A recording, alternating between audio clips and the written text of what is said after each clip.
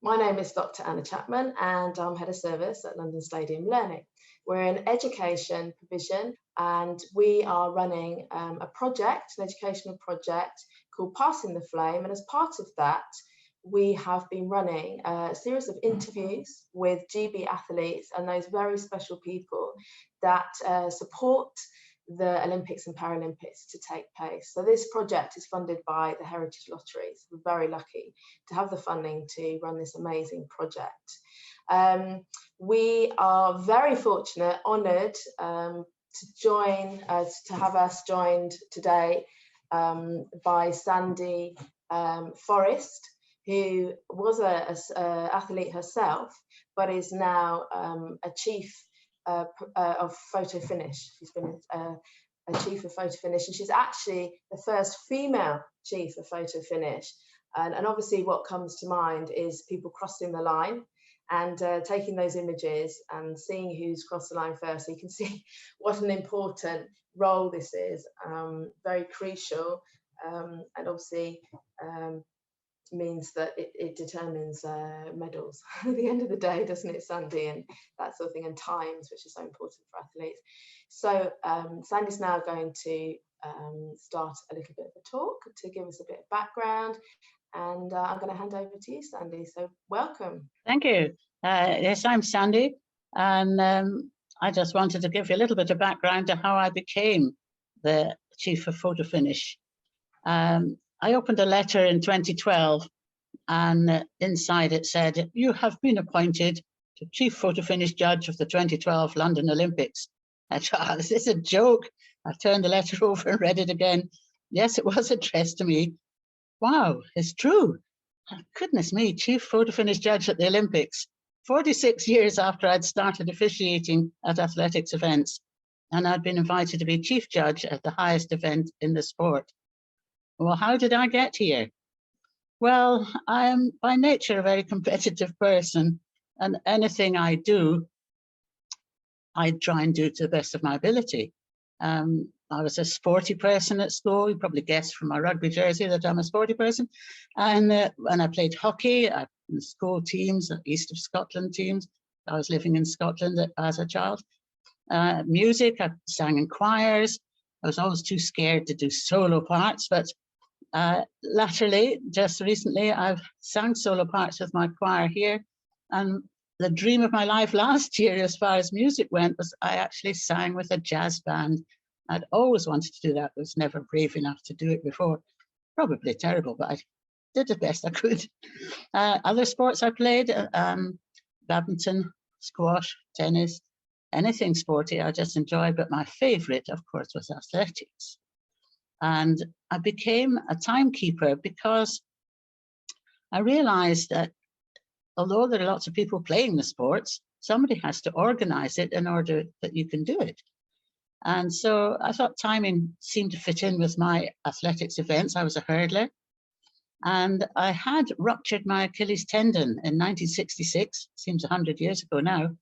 I was age 21 at the height of my career as an athlete, and I was stuck at home looking miserable. And my father said, "Well, why don't you come with me? I'm timing today at this athletics meeting and give you something to do and stop you sitting there looking like a miserable so-and-so with a plaster on your leg."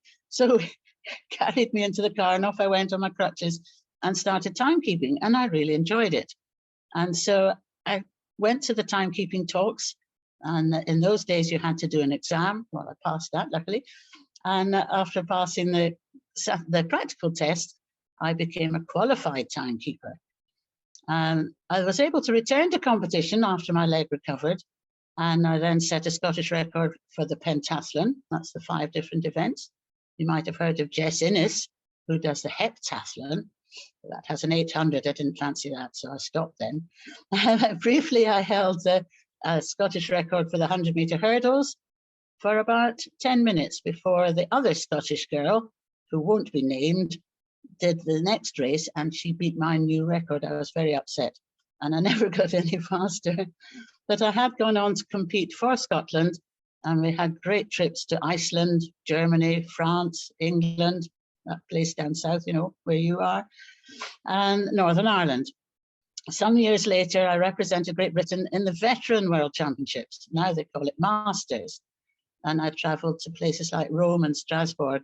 And my claim to fame is coming 7th in the World Championships final in the hurdles.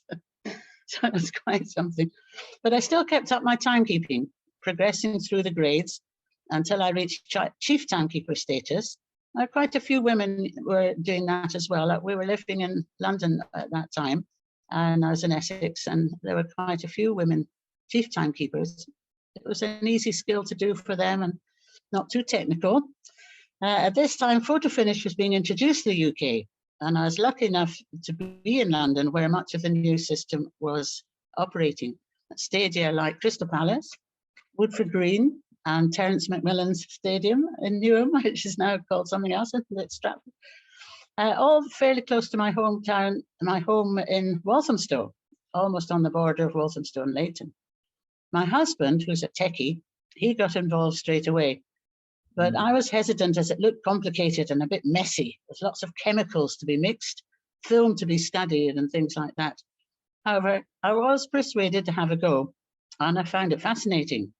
I became even more keen when the new digital system was introduced. Gone were the chemical spattered clothes and washing lines drying film. Instead, we sat at computers and read pictures on screen in the warm and dry. Again, I worked my way up through the grades and reached chief photo finish status. I think there were other women at that time who were chiefs. I can't remember that far back. But athletics is a great area to work in because officials gain respect and high status regardless of gender. The ability to read a picture accurately and quickly, as well as organising a team of officials to ensure that all events and tasks are covered efficiently, those are the key skills. I'll maybe pause at this point for Andrew to play the slip video and give you an idea of how the photo finish system works.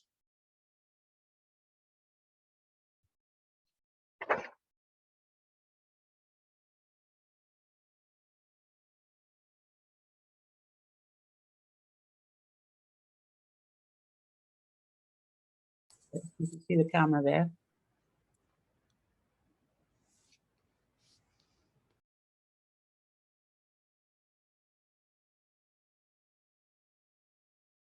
As the athletes finish, it takes little strips every thousandth of a second. There you go.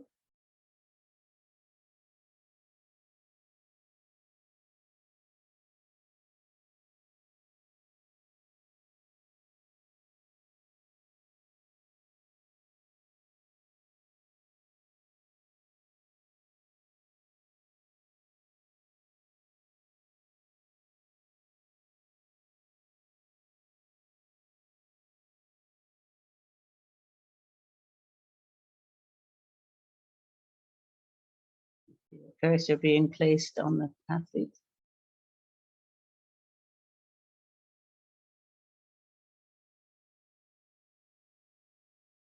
Okay, I don't know if you were able to hear any sound commentary on that little video, but you could see how the time is split into thousands and each athlete gets an individual time, however close they are together. Very rare for them to be on the same thousandth of a second.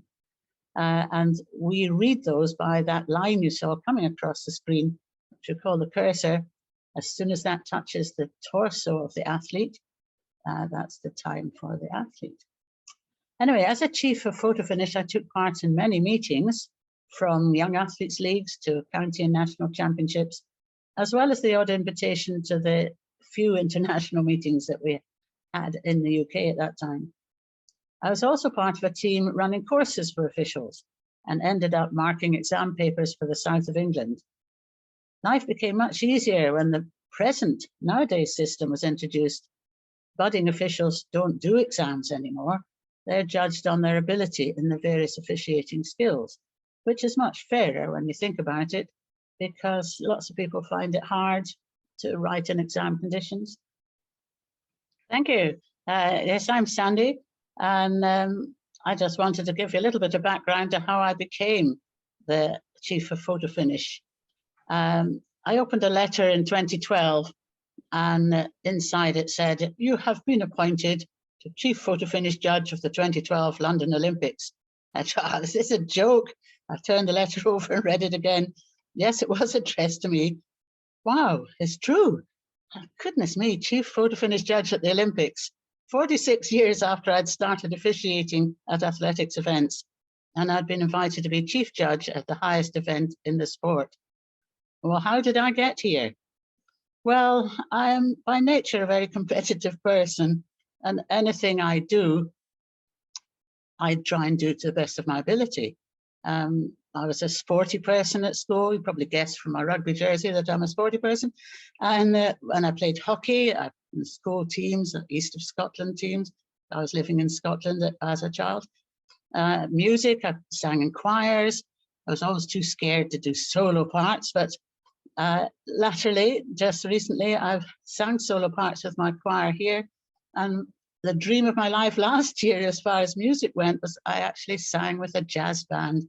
I'd always wanted to do that, but was never brave enough to do it before.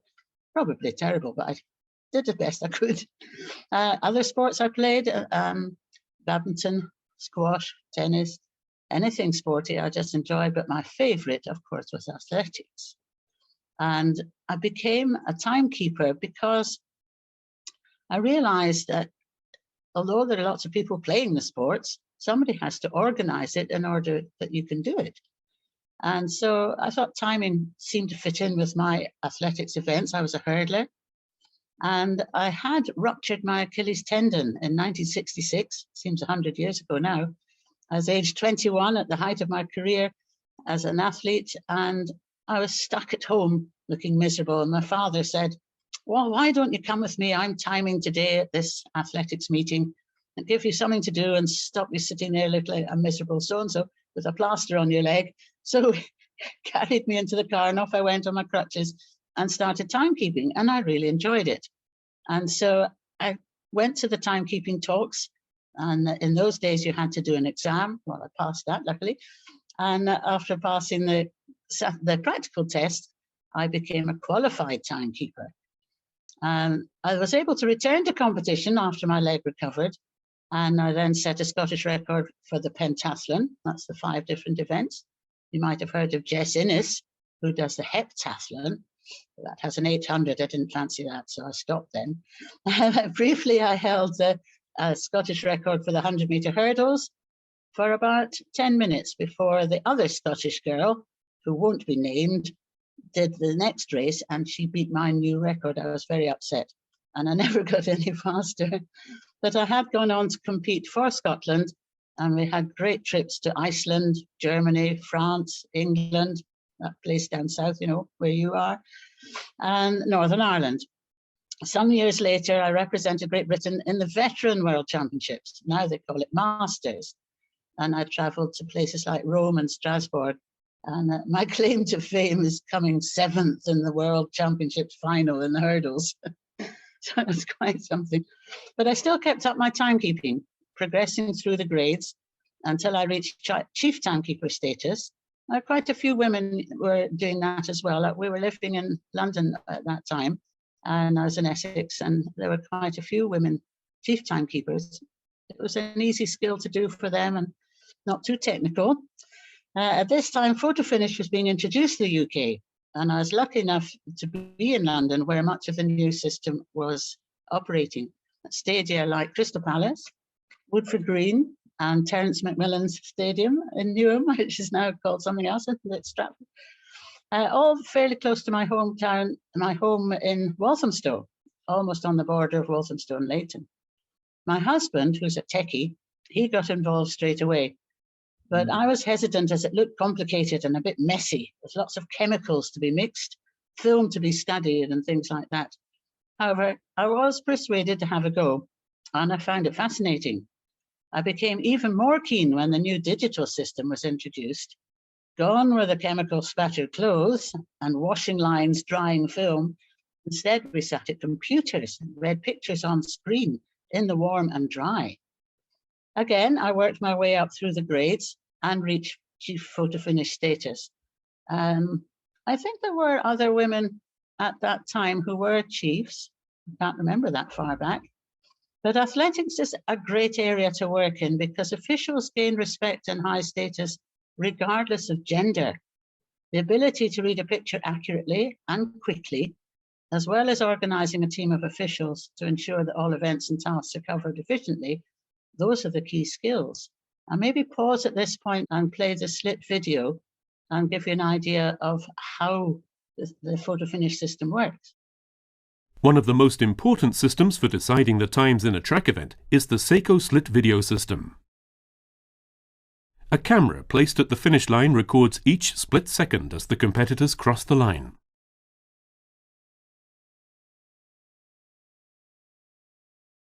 The finish line is scanned continuously at intervals of 1/1000th of a second. As the athletes cross the line, a vertical image slice of each instant is captured by the camera.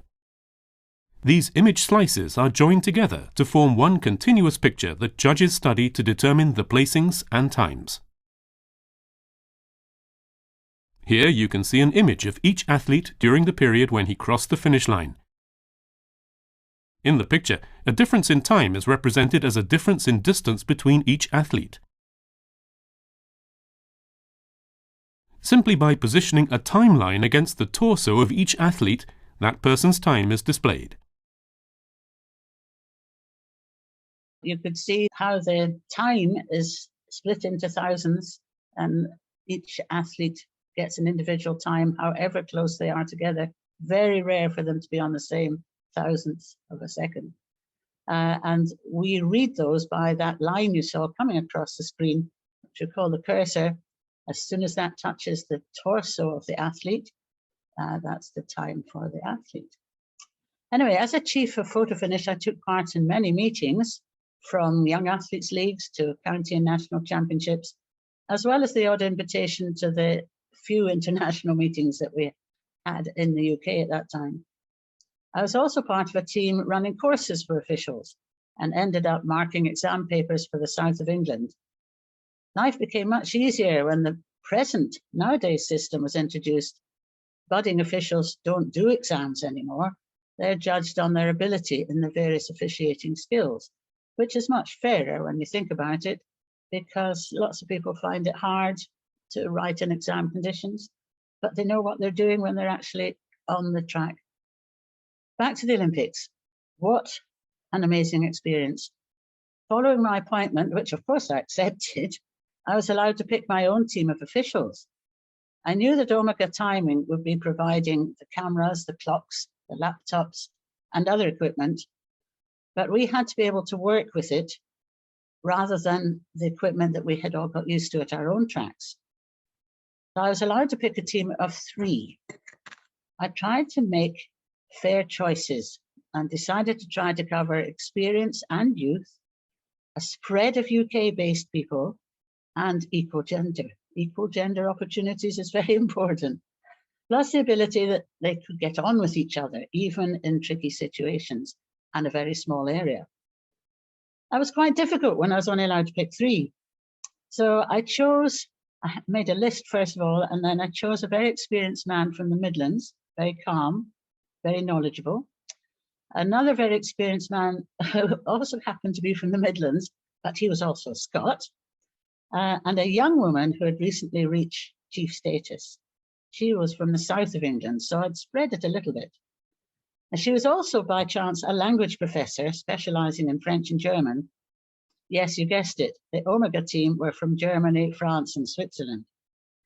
We had great fun when they announced "Attention, départ" before the start, and "Zut alors" when something went wrong. I was never quite sure what the latter meant and hope it was not insulting.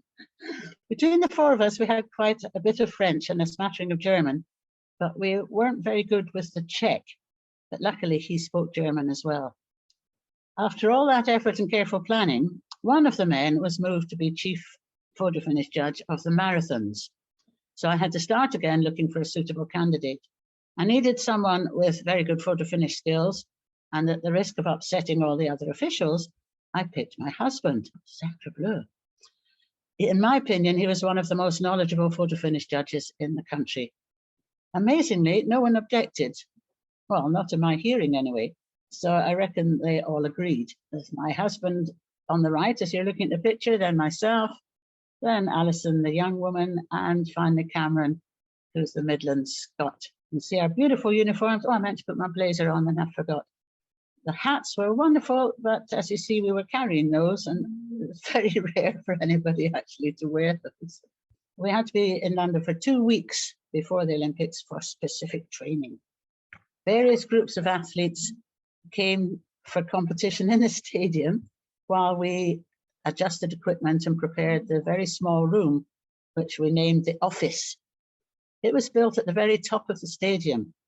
There was a lift that we could take halfway up the stand, and then we had 99 steps to climb to reach the office. I guess we probably counted them out every day. The picture showing the track with the office at the very top, the camera was attached to the top of that scaffolding tower. It gave us an amazing, uninterrupted view of the track. And it was organized with 2 rows of computers and chairs. Yes, this is the Reed team, and they tended to speak in German. And we stood in that narrow space behind them, looking over their shoulder, and we would be saying rechts, oh, or links, that's left in German, because we had to make the final decision of where the cursor was put on the athletes. The similar one, that's the capture team, looking very much at rest at the moment, but they were the ones who spoke French, and they would be the attention départ, so everybody was alert and ready to watch this race and get it organized. Okay, then it was time for the games to start. We collected our uniforms and posed for the obligatory pictures, as you saw, and we were given tickets for the opening ceremony, which was quite exciting. An accommodation was booked in a hotel in the Stratford shopping mall, and the staff were very kind to us because they kept the restaurant open until we returned in the evening. We were often very late because if there was a query over a race result or a disqualification and then people complaining about the disqualification, we had to stay to issue any corrected result. So the staff were wonderful, keeping food for us until well after bedtime. The competition went very well. There were no controversial decisions to be contested until the day of Mo Farah's race. If you're very young, you may not be aware of this young distance runner who held our hopes for a medal, although he's still running today, mostly in marathons.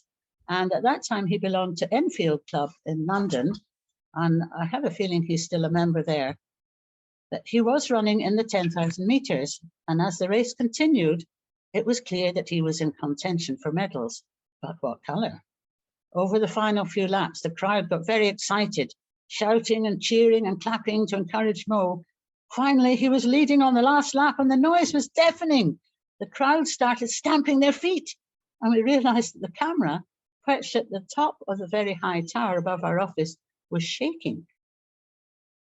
This was the result, that the wavy lines shouldn't be wavy, they should be dead straight. But there's Mo Farah winning, and we managed to get a picture, but the bosses were not very happy with the quality of the picture. Nothing we could do. We couldn't hold the camera still. It was too high up. But luckily, after that race, we didn't have as much trouble, although every time it was someone that was known, there was a slight wobble. The men's 100 meters final, that show you the difference. Perfect, here we are. And you can see the lines on the screen where the cursor's been brought across to the torso of each athlete. First is quite clear. Second, third, and fourth are very close. With the naked eye, they would have been quite difficult to judge, but with cameras on the outside of the track and on the inside, you were able to make quite good decisions. Still a slight wobble on the track lines, but not as bad as that tsunami, as we called it, for Mo Farah. When we'd finished with our Olympic competition, we then stayed in London to do the Paralympics. In the next picture, we can show you, here we are, the wheelchair athletes. And here, the cursor line you'll see is not on the chest of the athlete, but it's actually on the central hub of the front wheel. And that's David Weir, of course, British athlete, which again, the crowd got very excited. And it was great that the crowd stayed for the Paralympics as well, because it made a fabulous atmosphere, and lots of more cheering and stamping of feet caused the camera to wobble again. So now we moved from our hotel into the athletes' village, as there was space there. There weren't as many Paralympic athletes as there had been able-bodied athletes. But it was more fun to be close to the athletes moving around the village. The meals were served on an enormous marquee, hundreds of people in there, but masses of choices of food from all different countries. It was really quite super. The rooms were going to be private accommodation after the games, and we had fun working out which rooms would go into which apartment. We were allowed to keep the lovely duvets from the bed. They were designed with all the Olympic symbols on them. Still got them now, using them in my spare room. They were quite hard to get into the suitcase, but none were going to be left behind.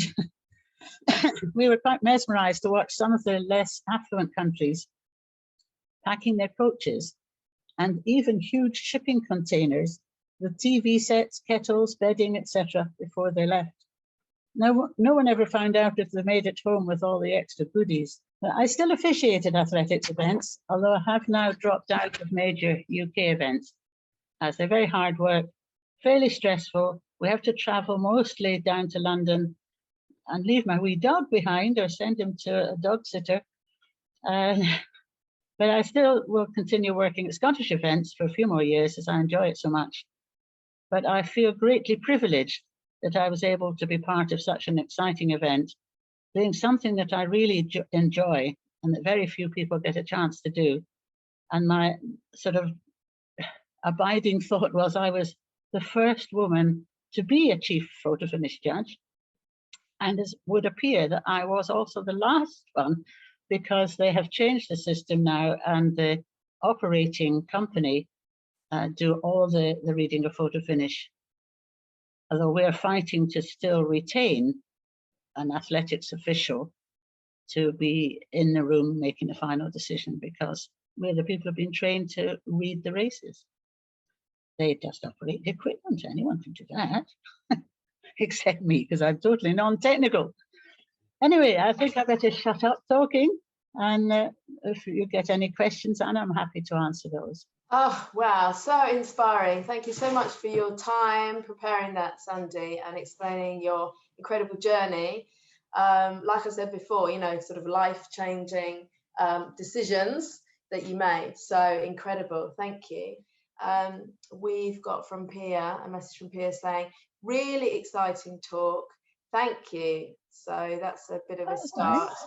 Yes. Oh, and whilst we're waiting for more questions to come in, more comments to come in, I would just like to ask you about any decisions that were really difficult that you had to make. If there was anything that was really contentious, and I sort of like, you know, you've got the VAR now. I mean, this was before VAR, that obviously they use in football. This has got a longer history.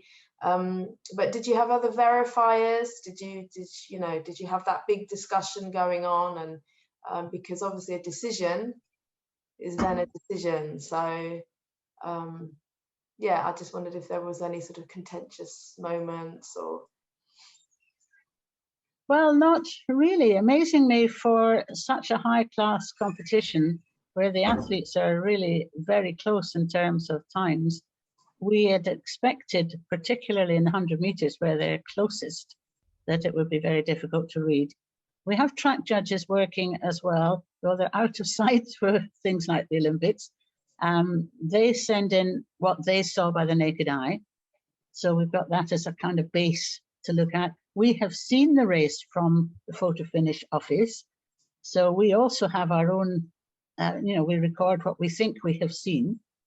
But then because we have cameras on the outside of the track and the inside, you can usually make quite a straightforward decision. And that 100 meters picture that you saw actually turned out to be quite easy. But sometimes on television, you can see how on earth did they decide, because it's so tight. But the final decisions stood with me as the chief of photo finish.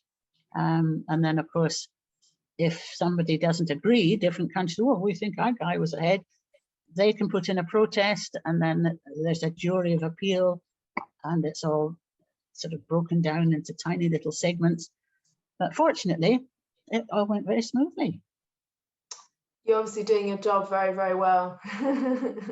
So just chat here. Have we got any advice for young people for a career in timekeeping? Yes, go along to your closest track. Say you're interested in timekeeping. What do I do?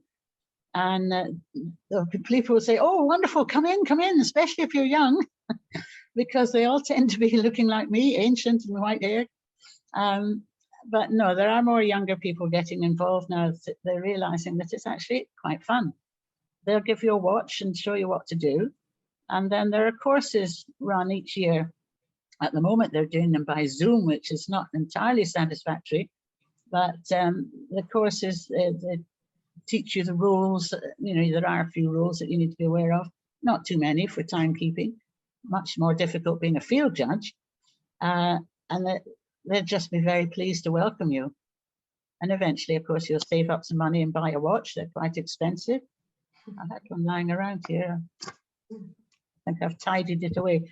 And they're very easy to read because you just press the button for start, press the button for stop, and there's the time for you already there.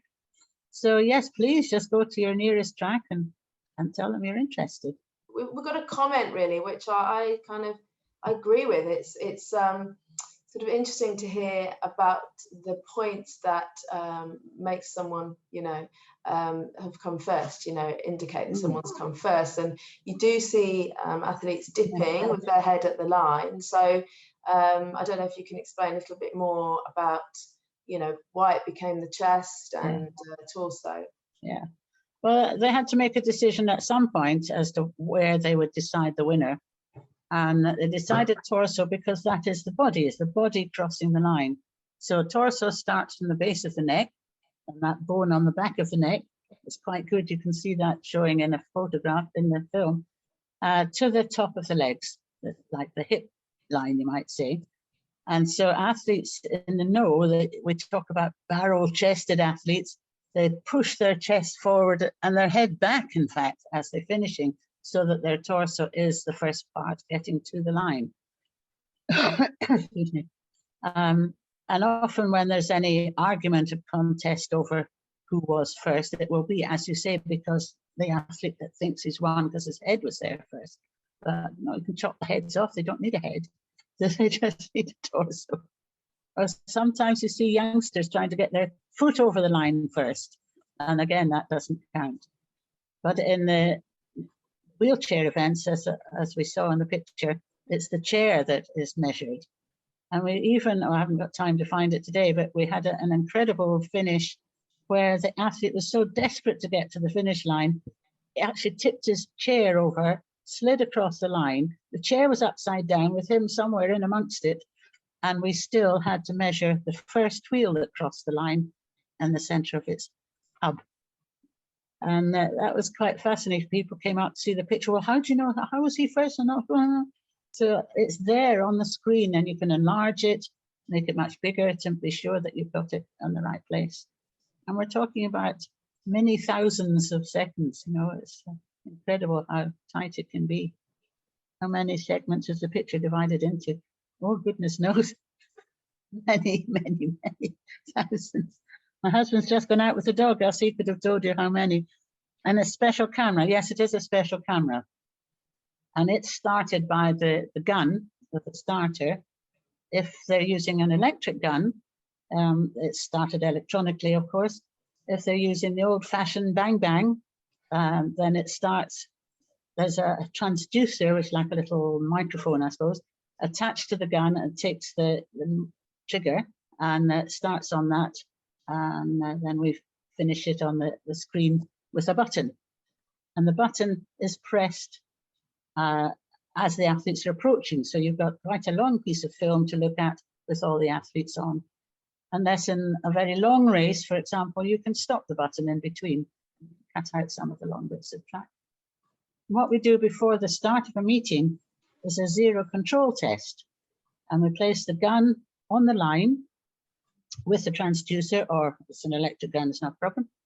And we see the flash from the gun, so that when we look at the picture, because we've captured that on the system, is 0, because the gun is actually starting on the line. So the gun has registered 0 time. And it's always a challenge to starters to get a good signal from their gun. There's another one about false starts, and I was thinking exactly the same thing. Now the start team actually decide the false start situation because of course we're at the other end of the track and they can see if anybody moves at all. In fact, with if it's a big meeting with the starting blocks there, they're attached to the system. And as soon as an athlete twitches his foot against the foot pad, that would be a false start if the gun hasn't fired yet. So they do have technical assistance, but otherwise at an ordinary meeting, it's just by eye. You see a movement of the athlete before you've actually pressed the button, the trigger, you know that he's done a false start. We've got one about the change from wet photography, as you might call it, through to digital. So creating those images and printing them out in a dark room to getting those digital images. So how did you find that? That must have been quite a big change. Well, it was fairly gradual because, of course, the digital system is quite expensive, well, very expensive, and not many places could afford to get that straight away. It was mainly the major stadia who would have the digital system in place. So we were still doing the wet camera system for quite a long time. We didn't have to print off the pictures because we read the negative on a screen with a light behind. Don't know quite what it was called. And again, it just worked in the same way as we're looking at the digital pictures, that you could split the time into lots of thousands of seconds. Not as easily thousands of seconds on that system, but certainly hundreds of seconds. So it was still a very good system, but because of the chemicals involved, we always talked about one particular official who we were trained to take the film out of the camera and collect it all into a little roll. Then you washed it in water, freezing water, of course, so your hands were always freezing cold, dried it with a squeezy together tongs, and then put it onto the special little slide rule to look at it on the screen. But he just pulled the whole screen, the whole camera film out, and it scattered photo finish chemicals everywhere. The timekeepers were often sitting below the photo finish stands because they were on the finish line as well. And there's a number of timekeepers who can tell you that their white shirts were all spattered with little brown spots, which eventually became little holes. So it was very messy, very smelly. The chemicals are quite strong smell and very cold on the hands. It was really not fun as much as moving to the digital system, which was so much more comfortable. So another question coming through is about, do you just have one camera in one position, or do you have it on the other side? And I've noticed you've got a camera at an angle, kind of almost looking down, because you're saying that the camera's up very high. So I just wondered if you had anywhere else, and whether you had one sort of chest height onwards. No. If we're just at, like yesterday, my husband had gone through to Emirates in Glasgow, the indoor arena, and the camera there, no, it is higher up, that's not quite as high, but we have, the theory would be chest height cameras, but it's not practical because you're blocking out other athletes.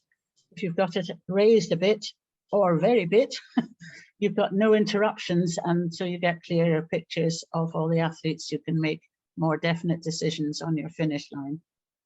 We get assistance from beams which stop the trackside clock. So the athletes and spectators have got an idea of what the time is as athletes finish. That's not necessarily the definitive time, because if an athlete's put his hand out in front of him as he's finishing, of course that would break the beam, and so the time could be not quite right. But at least gives people an idea. And those beams are at chest height. So if you're doing a mixed age group competition, you've got to try and guess kind of an in-between height that will suit tall men and young athletes, sort of 11, 12. Not always easy. Some systems we've got a double beam at 2 different heights, so that helps you with that system. But the camera is usually raised a bit so that it's looking down on the torsos, and even if athletes are side by side, you can still see the difference. So have you ever had to revert back to the naked eye because there might have been a technical difficulty? Indeed, yes. We always have stopwatches in our bag. Fortunately, the people, I mean, we put up our own systems here, as you do in England. Each track has tried to buy a system so that they can run meetings, and they then have to bring in, if they haven't got already resident, people who know how to put it all together. And at one of our tracks in Scotland, my main task used to be going around to all the points at the different starts, like 200 meters, 1500 meters, 100 meters, linking up the underground cabling so that it then sent the signals back to the finish line. Some tracks are a bit more advanced than that, because this was a very old track, and that system is in place all the time.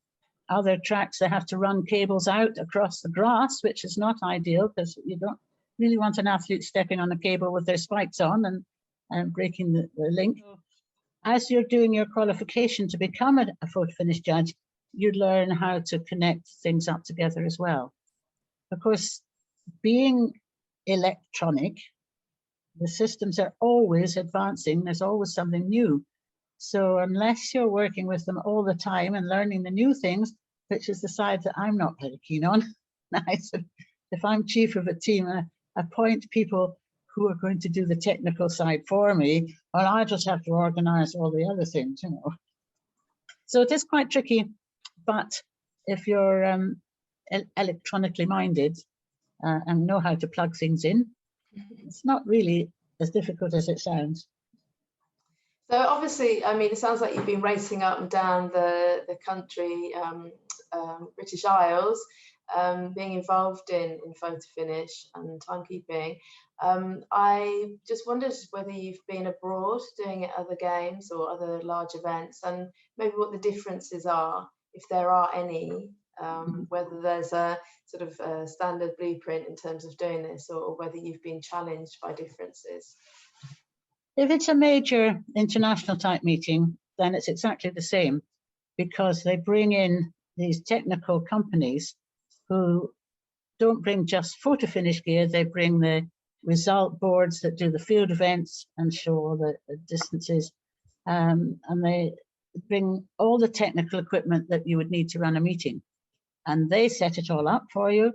And like the 2 teams we saw on the pictures, they also do the starting and can read the finish. They actually operate the finish cameras, and we just make the final decision leaning over their shoulder and make a point of saying, oh, I think maybe I left a wee bit here, right, just to make sure that we're worth being there. You know?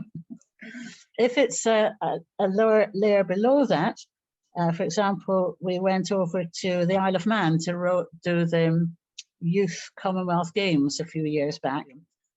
And, you know, wherever you go with these electronic equipment, basically the operation is the same.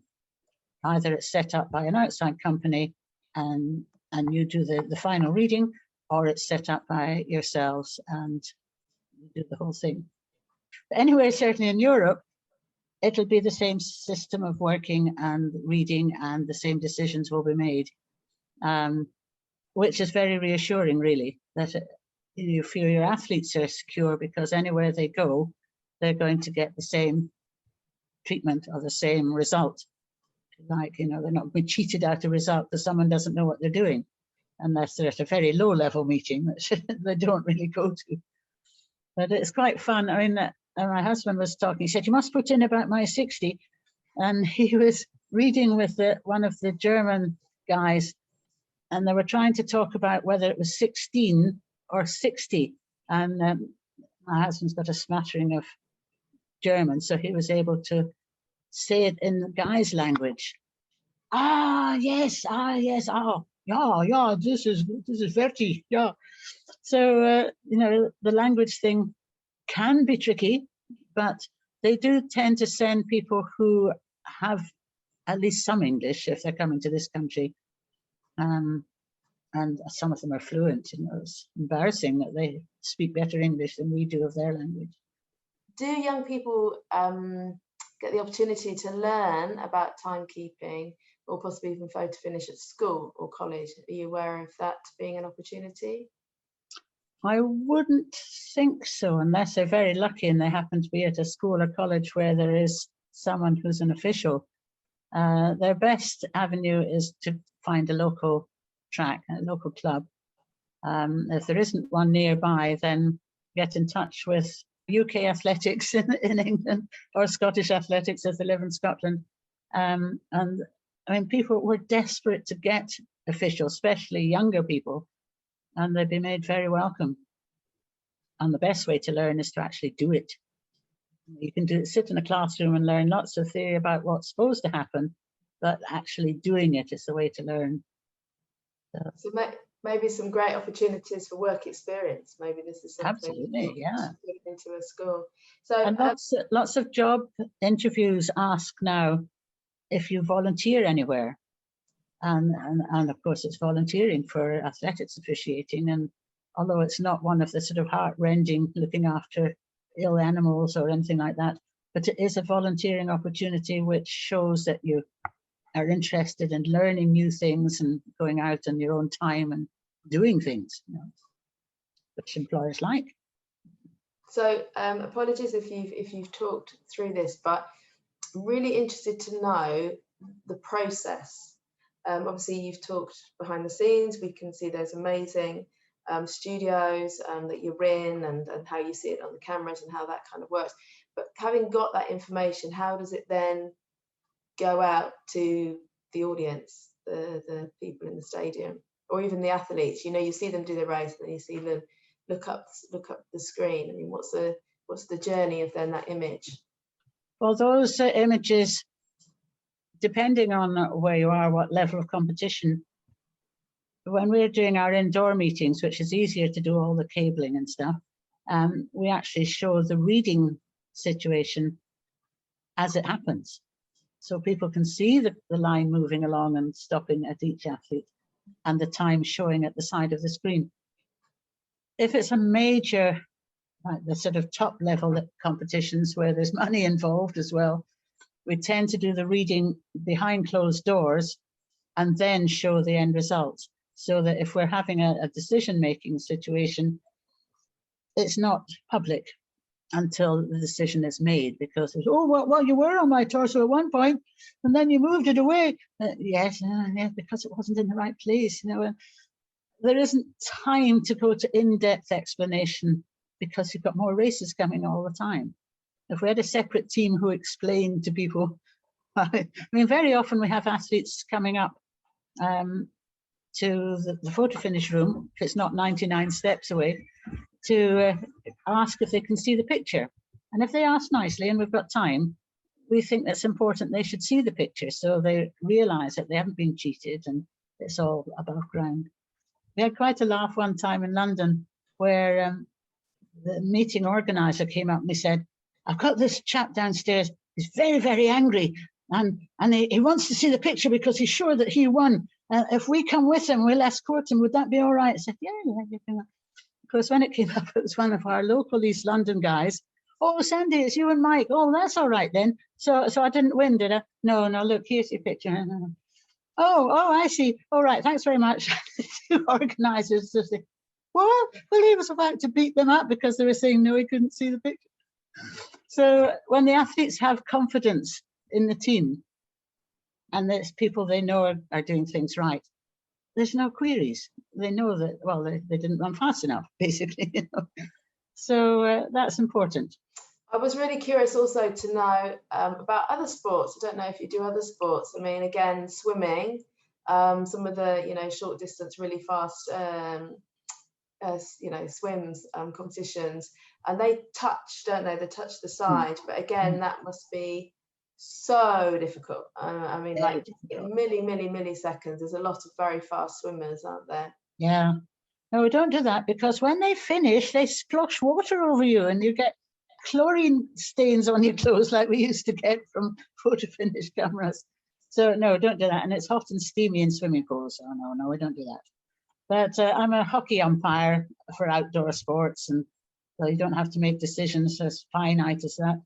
And a badminton umpire and squash umpire, and there's so many sports that I've played, because I was a PE trained person and taught for many years, teaching PE, mostly in East London and then some in Scotland.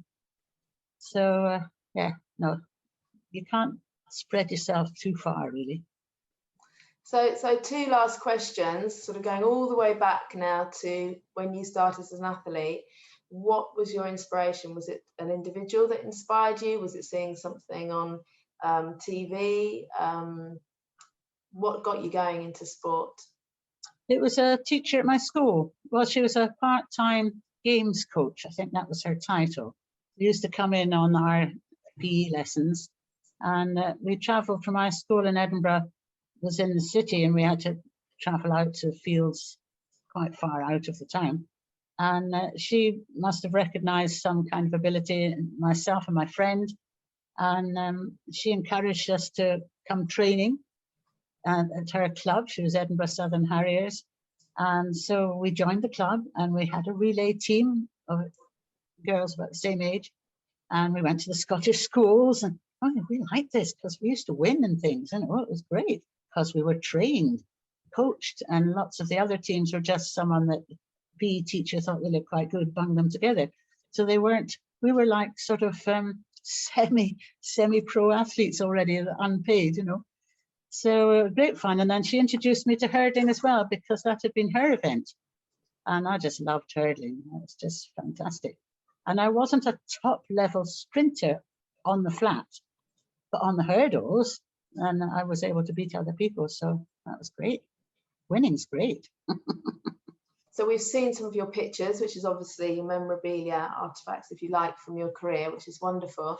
I just wondered if you had any special memory or possibly a life-changing moment, moral story that you might have picked up through the games, because obviously it's not just about competing and winning. There's so much other things that you can learn from sport, which is what we do as a centre. So I just wondered if there was a moment in your experiences that really stayed in your head.